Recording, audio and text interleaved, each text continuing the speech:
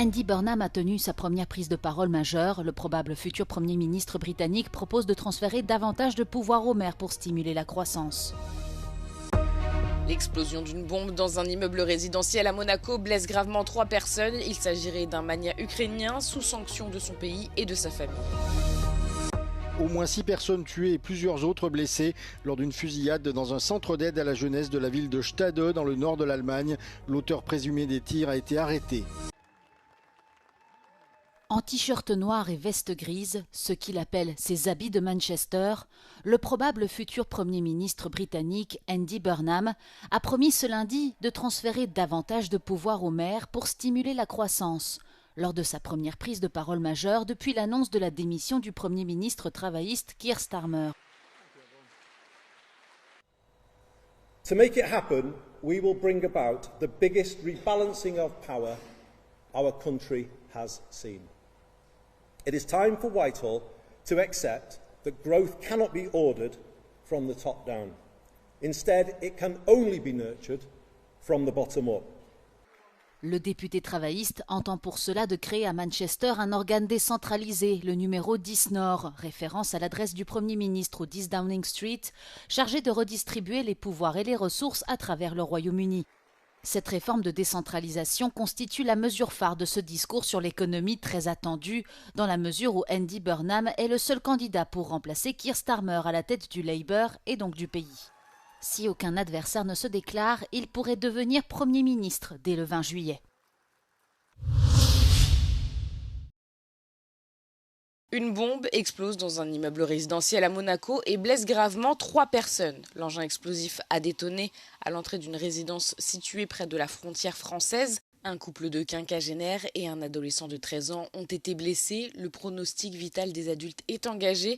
L'enfant, à lui, était plus légèrement touché.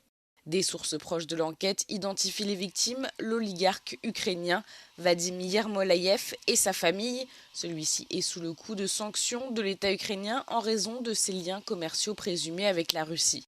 Le prince Albert II, souverain de Monaco, condamne cet attentat, il le qualifie d'acte odieux et confirme que tous les services de sécurité nationale sont mobilisés.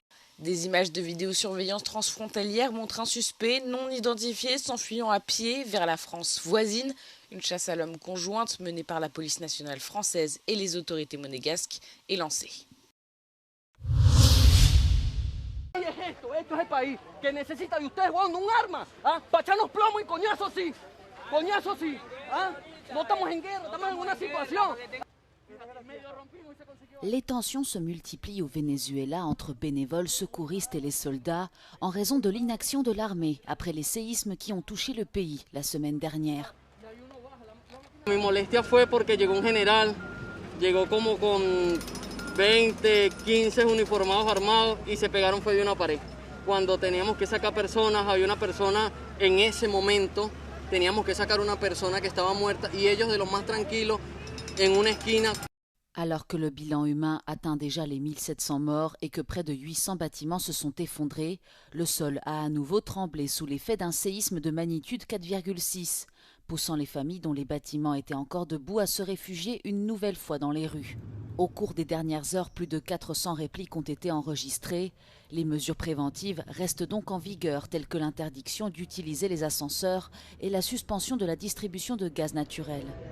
Pendant ce temps, l'aide commence à arriver. Plusieurs équipes de secours, comme l'unité militaire d'urgence espagnole ou une aide destinée aux familles et aux équipes participant aux opérations de sauvetage, ont atterri à Caracas.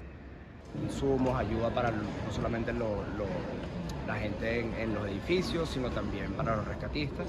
Y bueno, estamos movilizando carpas, colchones, Starlink, Fórmula, y ahorita lo que toca es preparar todo lo que es los refugios para los niños y la gente que no tiene vivienda ahorita. Les marines américains s'emploient eux à réparer le port de La Guaira afin d'acheminer l'aide, après que Washington a renforcé son aide au Venezuela.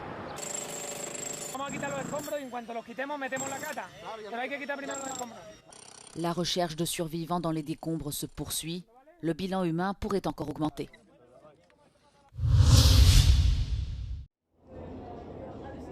Ces derniers jours à Prague, habitants et touristes suffoquent.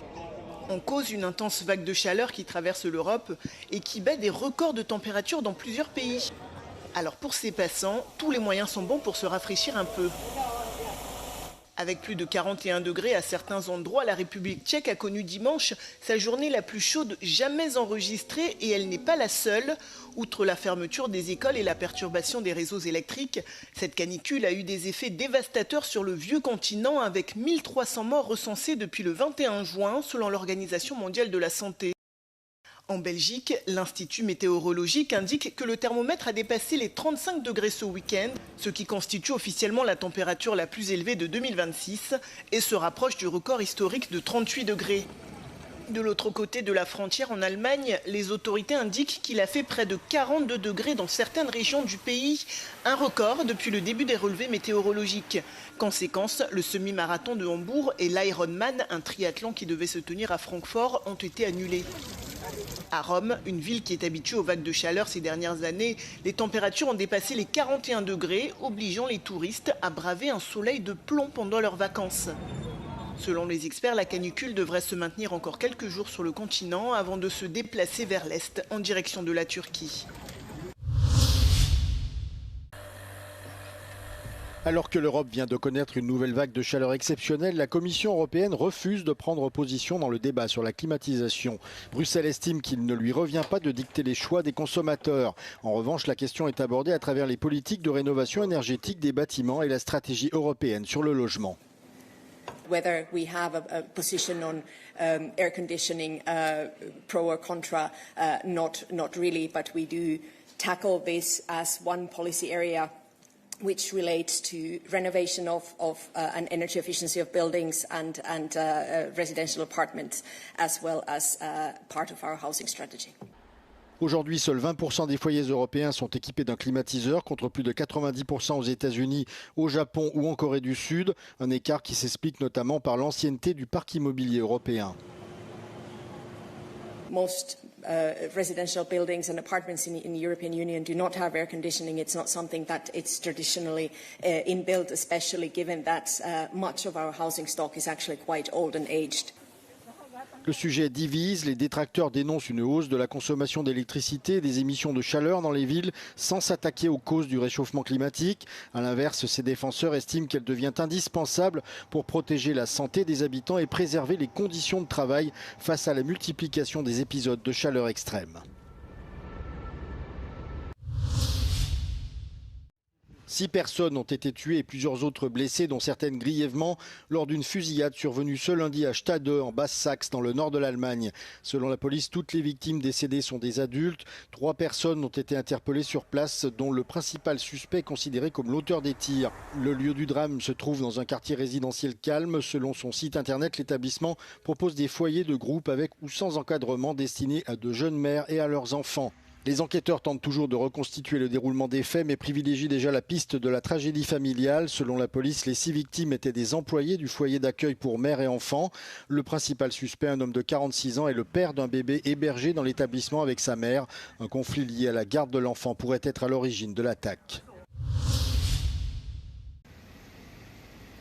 L'Ukraine poursuit ses attaques massives de drones contre la Russie. Le pays incendie une importante raffinerie de pétrole dans le sud du pays. Le président Vladimir Poutine reconnaît pour la première fois que la Russie est confrontée à un certain déficit de carburant. Il s'engage à renforcer la protection des installations pétrolières et à augmenter la production.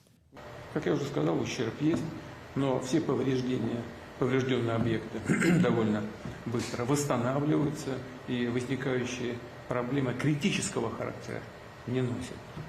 Все у нас работает стабильно и с большим запасом прочности.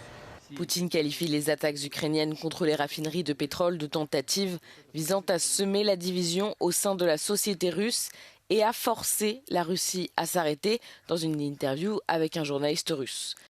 Il déclare également que Kiev avait proposé de mettre fin aux frappes en profondeur. La cause, selon lui, les frappes russes sur le territoire ukrainien sont plus puissantes et plus dévastatrices.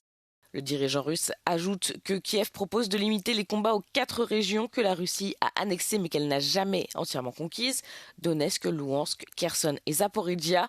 Poutine aurait rejeté cette proposition, estimant qu'elle permettrait à l'Ukraine de redéployer ses forces.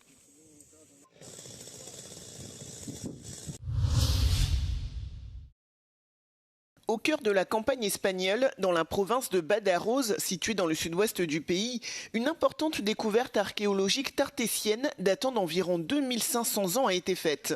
Casa del Truñuelo es un edificio monumental que se sitúa en las Vegas Altas del Guadiana. Es un edificio enteramente construido en tierra que al final de su vida fue sepultado por aquellas personas que lo habitaron. La découverte principale est un char en bronze dont la moitié a pu être récupérée. L'objet présente un décor bien conservé sur lequel figure une divinité fluviale et 2 griffons, des créatures mythologiques à tête d'aigle et au corps de lion.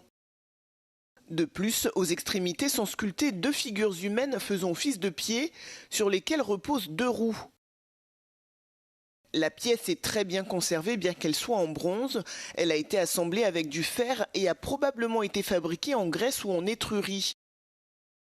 Il faut désormais attendre les résultats d'analyse pour pouvoir déterminer sa provenance et la période de sa fabrication. El hallazgo de parte de un carro de bronce, posiblemente de procedencia etrusca. La funcionalidad del carro está muy relacionada con los elementos rituales o con las actividades rituales que se desempeñan en Casa del Truñuelo, fundamentalmente con los banquetes, que es un gran testimonio del banquete final que celebra la comunidad antes de clausurar por completo el edificio. En dehors du char, ces fouilles archéologiques ont permis de découvrir d'autres objets, comme des braseros en bronze, ainsi que plus de 200 fragments d'ivoire. Ahora nos estamos acercando al conocimiento de Tartésico a partir de una cápsula del tiempo que ha permanecido, bueno, pues todos estos siglos esperándonos para que nosotros vengamos a descubrirla.